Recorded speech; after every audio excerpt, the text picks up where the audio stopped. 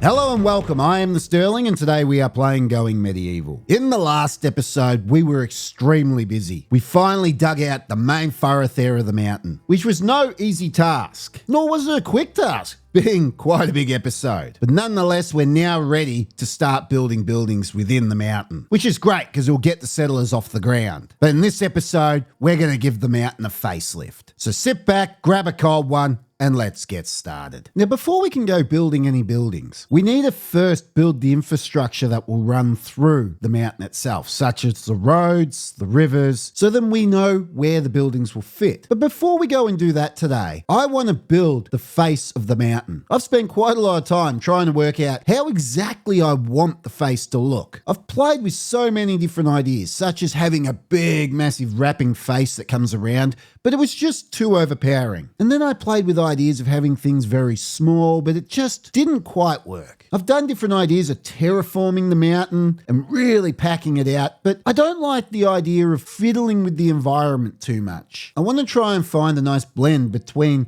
man-made and the environment itself. And I think I may have come up with a good idea. But before we can do anything, the first thing I need to do is come up here to the research tab and I need to research terraforming for 45 chronicles. Done. I don't actually need terraforming so much for what I'm doing, but it's nice to have it in my back pocket if I stuff up. But the next thing I need to do is come down here to defensive structures. And that's decorative structures, not what I'm after. Defensive structures. Over here. Maybe I should learn to read. Now, in defensive structures, we will get a wooden trap, which might come in handy later on, but I don't tend to use them. But you do get a reinforced door, which that's what we want. To unlock defensive structures, it's going to cost 30 chronicles. We still have 283. We're not running out, so let's hit unlock. Done. As you can see, these wooden doors are pretty poxy. We need nice solid doors. So the first thing we're going to do, click on these two doors and get them to deconstruct them. Now, if we come down here and click on wooden door and come across to reinforced door and click on that in the variant, you'll see it will take 15 wood and 10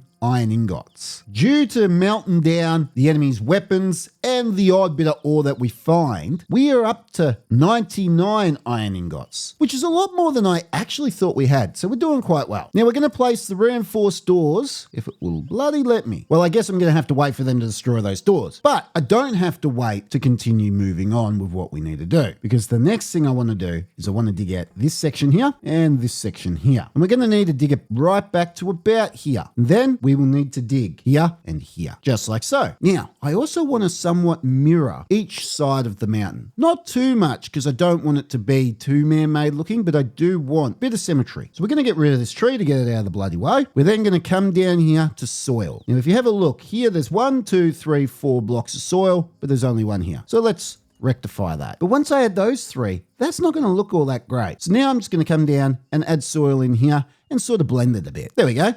That might do the trick. Good chance I'm going to have to come in here and have a bit of a play, but I'll work that out as we go along. Now that the terraforming's done, all I have to do is hit play, and then I'm going to let them get to work building the entire face, which thankfully will be made out of a hell of a lot of limestone bricks. Because as it stands right now, we have 140,000 limestone and 36,000 limestone bricks. We need to get rid of some of this. So let's hit play and let them get to work.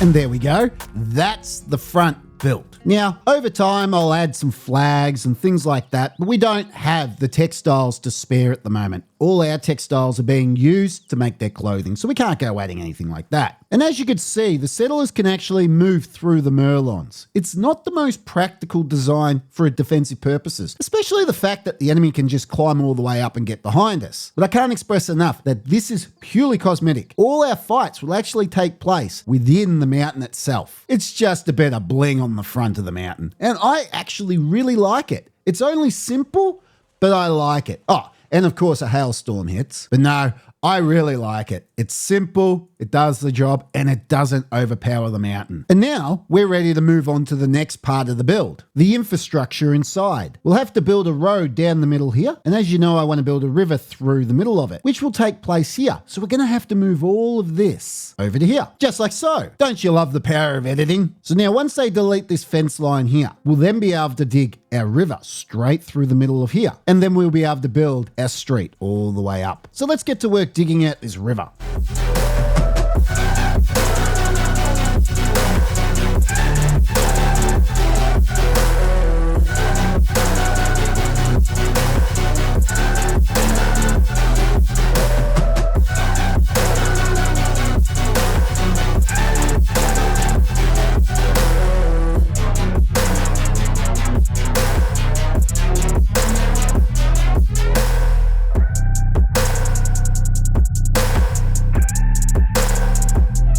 And there we go. As promised, we now have a river. Now you noticed I used a window and a couple of grated steel doors. The reason why I used the window and grated doors is so then we can still access that area, but the water can traverse through. The window and the doors hold up the wall, but also they keep the enemy out, so they can't just swim into the city. It'd be a nightmare if we're defending the door and the enemy's sneaking in through the river. Now that the river's done, now we can plan out the road. It's going to be really quite simple. We'll have the road that runs through here. There'll be a bridge. There'll be a couple of roads running either side of the river, and then there'll be a couple of roads running either side of the front entrance over here. So there's nothing left to do but keep planning out the rest of the infrastructure.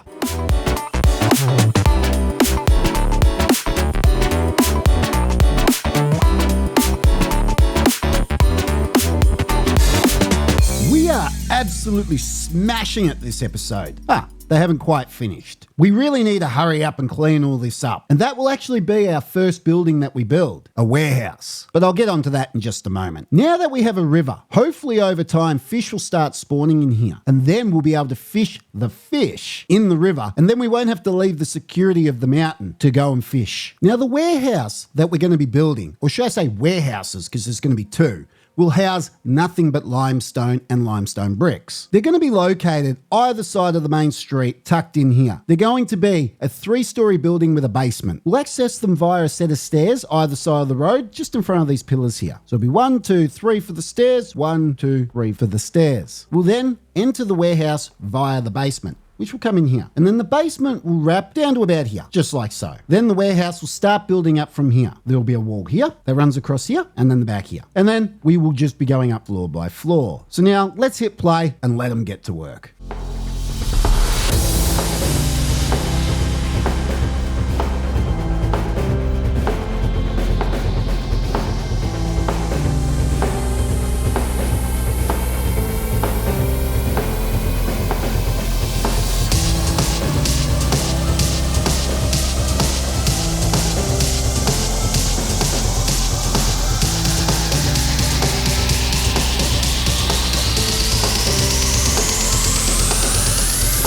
And there's our 2 sneaky little warehouses built. Now you're probably wondering why they're tucked in a corner and we have to access them underground. Is because this is going to be quite tight down this section of the actual city. The buildings themselves are going to run in these sections here. But you'll see as we go along. It'll all make sense, I promise. Now that those warehouses are built, we should start cleaning up this mess. But first, a negotiator has arrived. So we better send Thorlek over to negotiate their surrender. Extortion by the progeny of the plague. We are hungry and the settlers of Ironhold look plump. Hey, it's winter weight, not plump. The cannibal licked his lips. But we are not unreasonable. If you pay enough, we will hunt elsewhere. Once again, as always, we've got our 3 options. We can decide to make them an offer, which, as you know, will give the settlers a negative mood modifier. The people of Ironhold can say no, and they'll attack us with an army, or we can just leave negotiations and take our chances. We're going to say no. You stood your ground, refusing to give in to their demands. Ironhold folk take up arms, making ready for battle. We've got 3 hours and 3 minutes till we're attacked, which is quite a bit of a distance for Thorlek to run. He's all the way up here. We got to make it all the way back there. But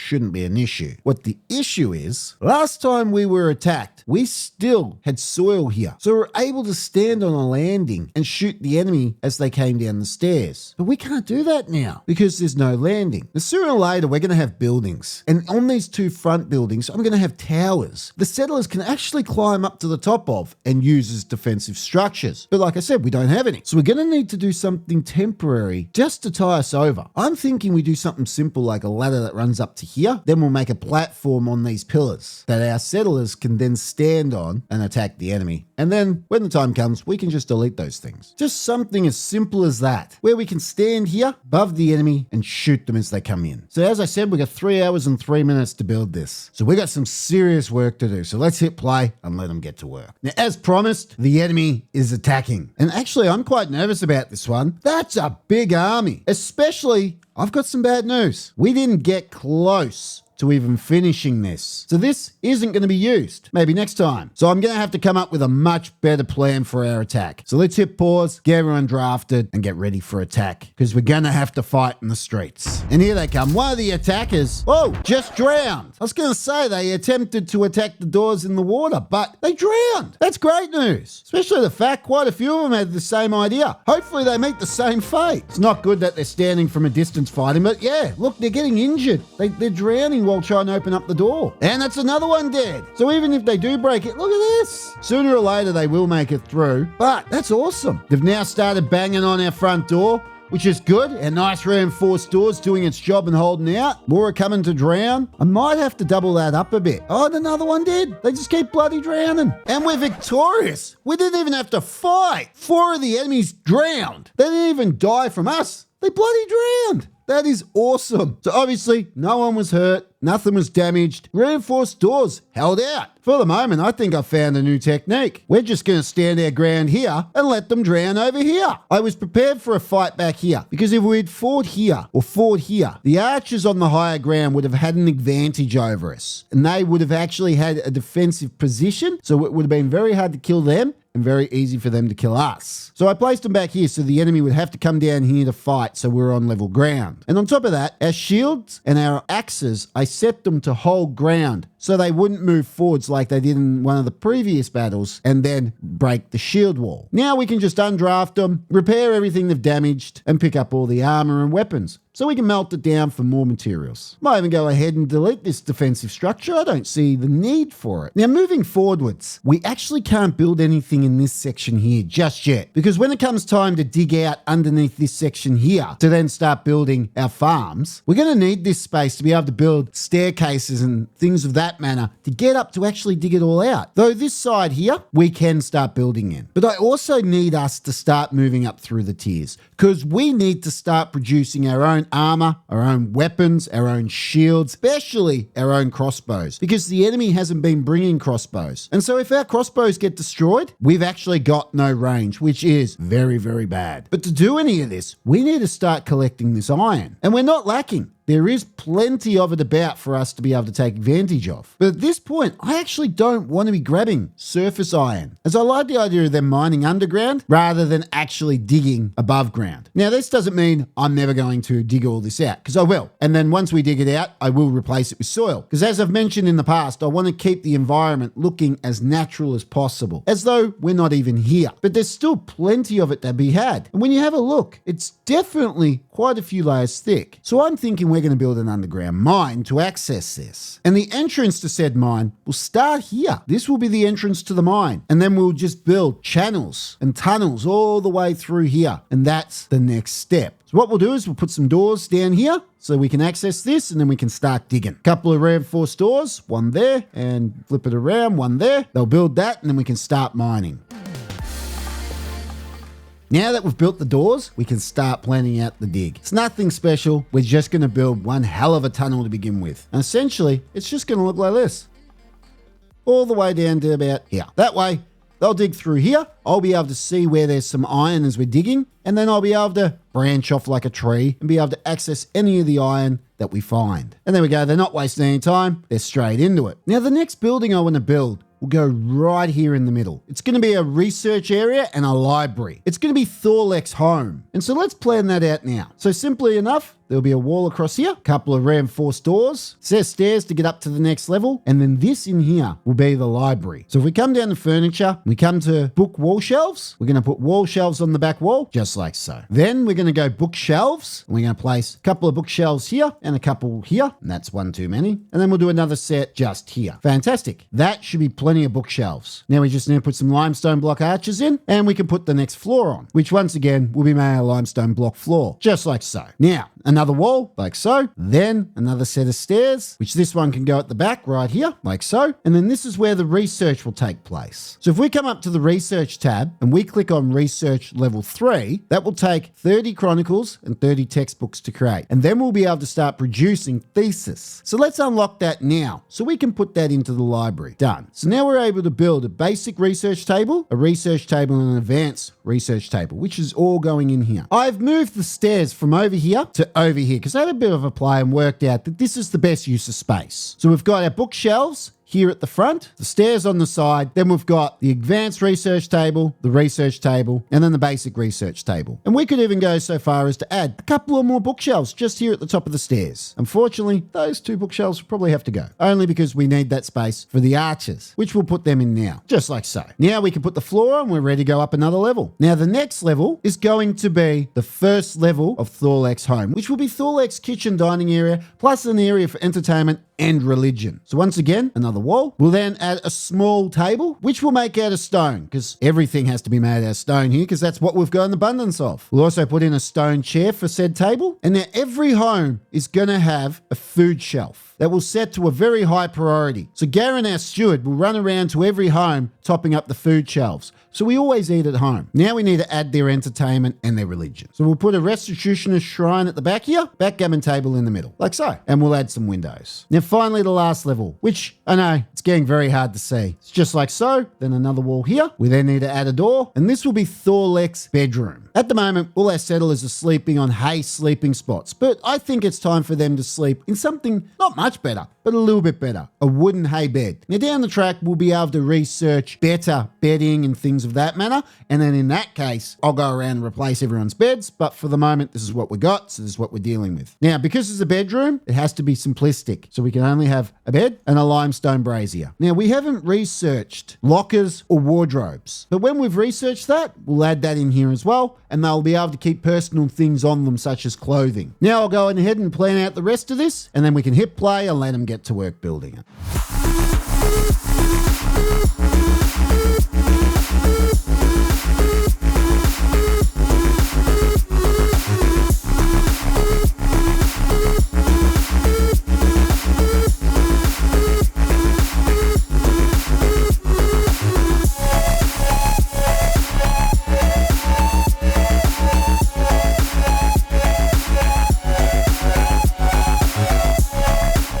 And there we go. Our first home and our first workplace is complete, the library. And obviously Thorlek's home. So now we have a couple of things we have to take care of. So the first thing we have to take care of is here in Thorlek's bedroom. We have to click on the bed, then we have to come down and select Thorlek over here in the corner. Bang. That is now his bed. We then come down to the next level here, the kitchen, dining, entertainment area, and we have to click on the food shelf. Now we have to set this to a higher priority than our food supplies. That way they actually fill the house's food supplies first. We'll just set it to medium for the moment. Now that will get filled and Thorlek will be able to eat here. Now down to the research area. First we need to click on the basic research table. We need to set it to make chronicles. As per usual, we'll set it for until we have 328. Now we'll come to the research table, click on textbooks, once again until we have, and then we'll set it for 87. And then finally, here at the advanced research table, we'll then click on thesis, once again until we have, and we'll set it for 100. That will keep Thorlek busy for quite a while. Now in the library, if we don't have enough bookshelves, later down the track, we can in fact dig down another level and make a basement and then put more bookshelves in this basement. But for the moment, this will do the job. Now it's just a matter of coming over here to all these bookshelves and selecting them, and then unselect the books. Now the settlers and the dogs will empty these bookshelves, and then we can delete them. Then we'll come over here to the old research table, and we'll set that for deconstruction. Same goes for the basic research table over here. Once again, deconstruction. And we'll click on one of these beds, and we'll deconstruct that as well. And we are well on our way to starting to build a civilization underground. This is fantastic. Now, if I come up here to the overview tab, I noticed that a couple of sheep arrived. So under wildlife, if we come down and find sheep, which is here, there's a female sheep and a male sheep. This is great. We're going to set these two to be tamed. And then once we tame them, we'll be able to find a place somewhere probably about here. We can build a pen for the sheep, and then we'll have goats, cattle, and sheep. But first we have to tame them. So hopefully we don't fail at that.